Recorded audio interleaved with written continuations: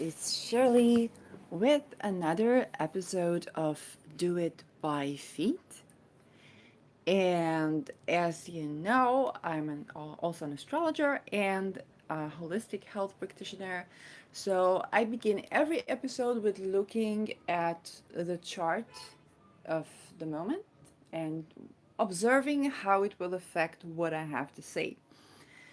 So this is a Sunday. We're already in the evening, so I don't know if the Venus hour works here so much. The moon is in 10 degrees Gemini, sextile in Lilith, and Mercury. Mercury is in Aries, Lilith is in Leo, Jupiter in Aries, Sun in Aries, squaring Mars in 0 degree Cancer, who sextiles Saturn in Pisces, 2 degrees Pisces. Venus is in 11 degrees Taurus, Uranus 16 degrees Taurus. The nodes are at 5 degrees, Rahu in Taurus, Ketu in Scorpio. The ascendant is in 24 degrees Scorpio, and that is ruled by Mars, which, like I said, is in Cancer. The midheaven is in 2 degrees Virgo. Pluto 0 degrees Aquarius. So what the moon is triggering here is sextiling Mercury and Lilith, and so I guess that will affect the episode. What I came to talk here about is actually the holistic perspective of our feet and and the way it has been difficult to even know what to do um, for our feet structure and how does it affect our world in general, and a little bit of how to tend to it. So first of all, our feet from a holistic point of view, this is a root chakra. It's the part in our body that touches the ground or the soil, and it's the part in our body that is closest to the earth, so closest to the land. When we talk about rooting ourselves, we're talking about positioning our feet in a certain way, having both feet on the ground, whether in meditation or in standing meditation or walking meditation, and that pertains to the second function of the feet. They move us forward. Yes, we can stand on our feet, but mostly what we were evolved to do was with our feet is actually to run, to walk around, to move around. And so they were not designed to keep us standing on our feet for very long hours. We were not designed to do that. They were not designed for us to walk without resting.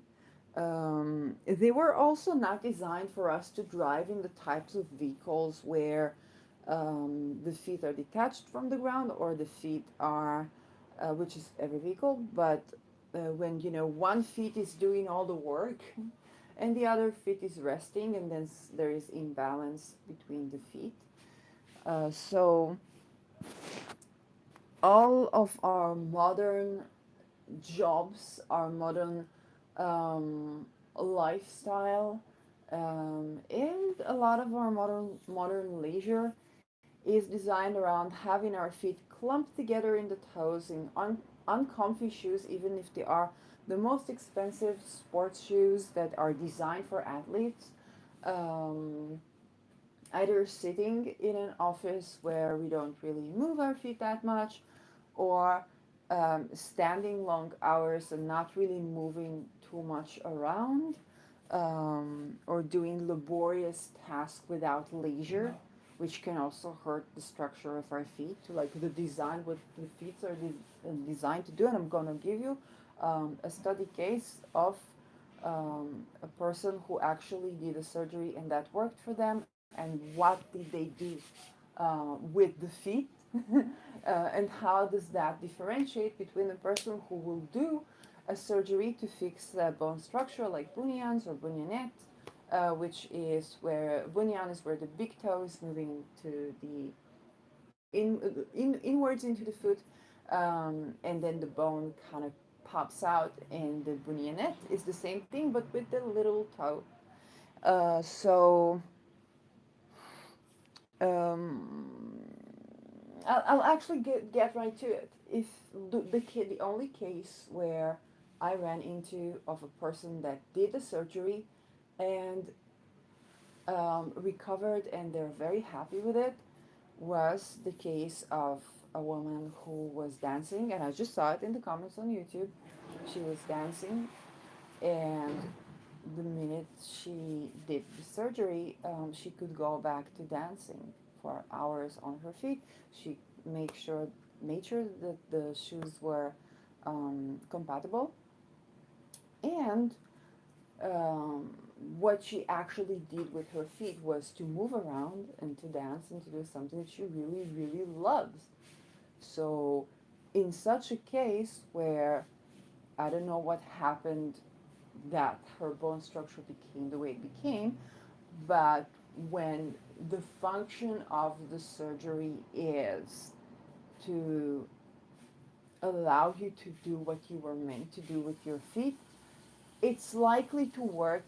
There are likely to be less side effects, and even if it will reverse, it is likely to take a lot of time before that reverses. Plus, if you're doing all the things that you're supposed to be doing to avoid that getting worse, plus changing a lifestyle, you're very likely to stay healthy.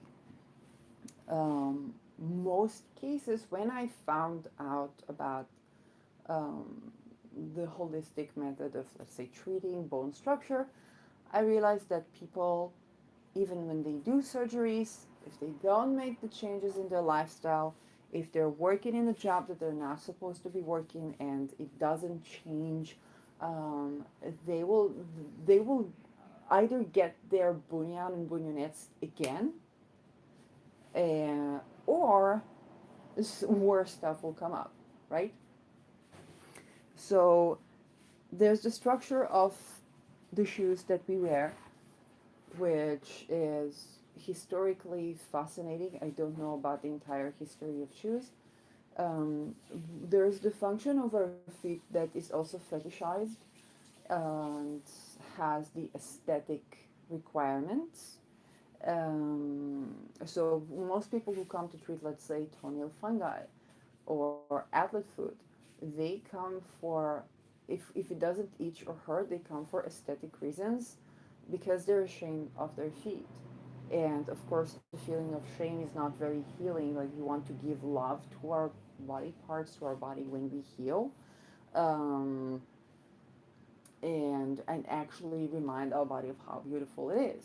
So that is inherently something, when I began to do that, um, I I noticed dramatic improvement in my fungi, like toenail atlas foot issues. Um, so the fact that our feet are fetishized can lead to a sense of objectification, but it can also lead to um, enjoying our feet as sensual pleasure, enjoying our feet as sexual beings. Okay? And indeed, from a reflexology point of view, we really have the points leading to all of our body. This is the basis of our body. So it's like all the orgasms in the world are already in our feet. I can understand why they're being so fetishized. Um, so that's another thing to consider. The skin and the skin on our feet. Well, like everything, skin needs rejuvenation. Skin is ruled by Saturn. Saturn is about dedication, daily routines, and having to let go of the old in favor of the new. Okay, so letting go of dead cells. The pedicure is not just aesthetic. If there are dead cells in your feet, then they become stagnant, and the next thing you know, they become fungal. case, they become itchy and they become fungal. And so, um, when we get that, I suggest that you do tend to your pedicure at least every once in a while by yourselves, because then you will notice it. And I suggest you will do the thing that it sounds even a bit gross, but it's not, because you can clean your hands with soap, it's no problem. But if you put your feet in hot water and then you begin to scrape the skin, notice what skin comes off, what skin is easily scratchable, um, and where from, what, and feet, the right foot versus the left foot. Okay, and notice what happens in your life. Maybe you will feel the inclination to clean something in the bathroom, in the home. Maybe you will need you feel the urge to plant something in your garden, in your soul, to go somewhere, to do something, and pay attention to that. What are you thinking of? Is there something that you're purging as you are cleaning that skin? Why is that place? And you also get to see what parts of your feet are you leaning on the most. And you can get yourself a Google reflexology chart that is going to show you, oh, I got like the skin, there was a lot of skin in, let's say, that part of the feet. Okay, that correlates with the kidneys, that correlates with the lungs, that correlates with the liver, and so on and so forth. So you can bless yourself for letting go of the old and creating rejuvenation in your life. Um, the feet are also what moves us forward, not just in the sense of walking, but also a life path.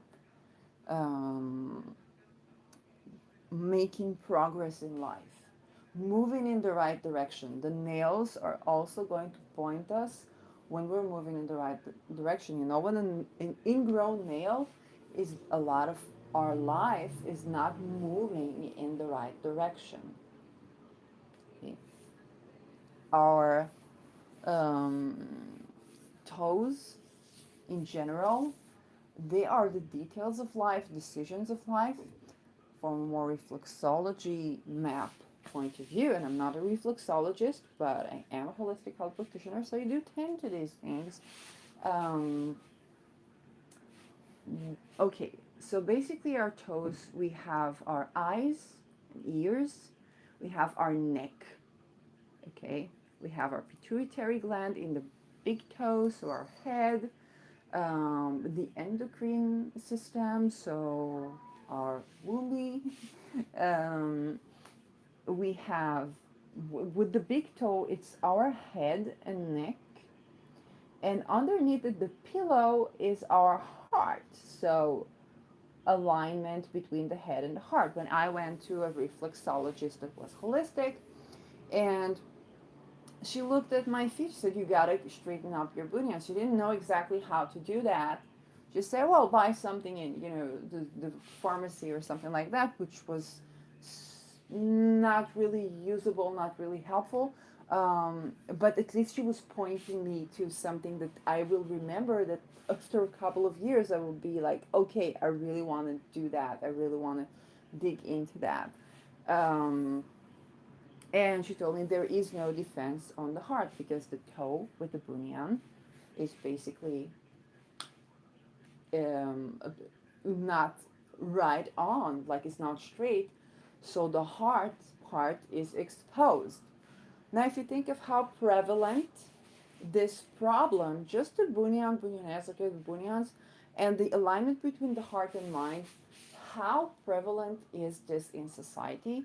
How many of us walk with shoes where our toes are cramped, where we don't have space to be, where our big toe, especially the big toe with the pointy shoes, and I began to look at people's shoes for all genders, and all like orientations, like even the men's shoes are pointy, and elegant shoes are pointy, and they all kind of give us this You know this thing where you dig up the soil and it has this pointy, like this pointy shape?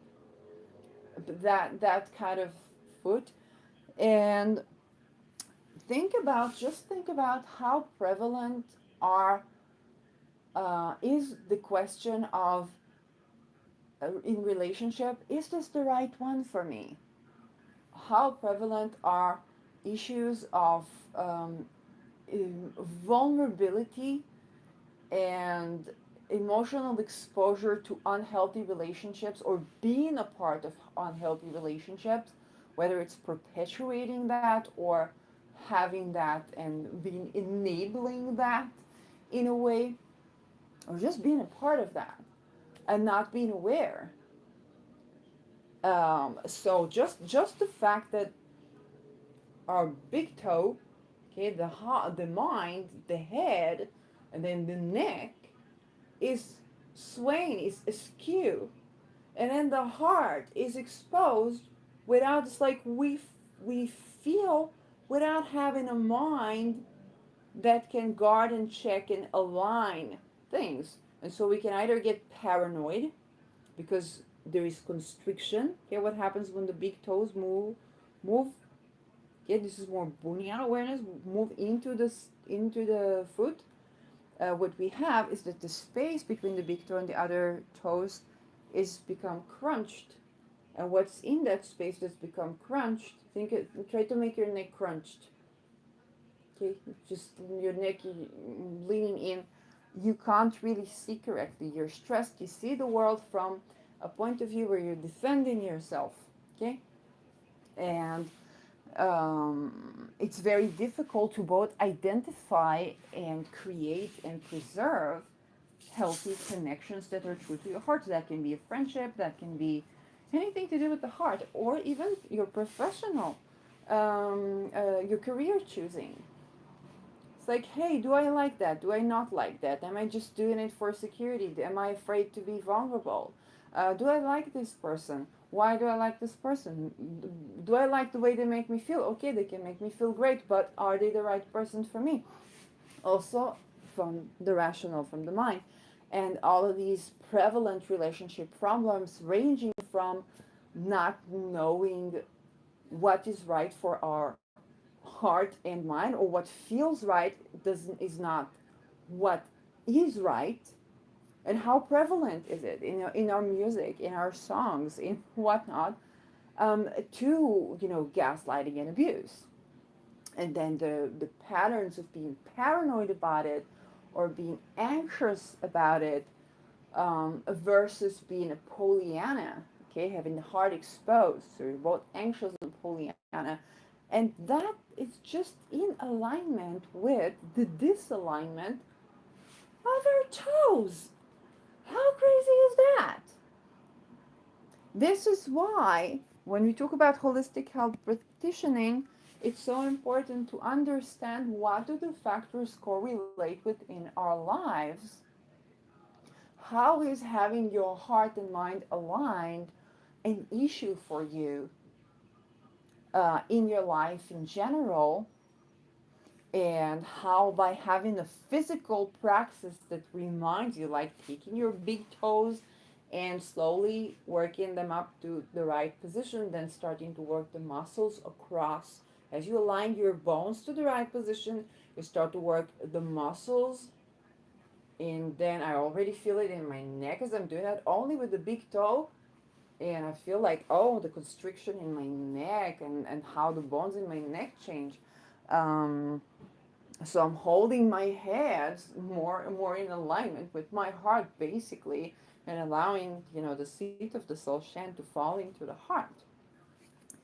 The soul to fall into the seat of the soul. Okay, so um, and this is a physical practice that you can do with your feet that is changing your whole outlook, your whole mindset, and correlates with anything to do with where you need to have your heart and mind aligned and both agreeing.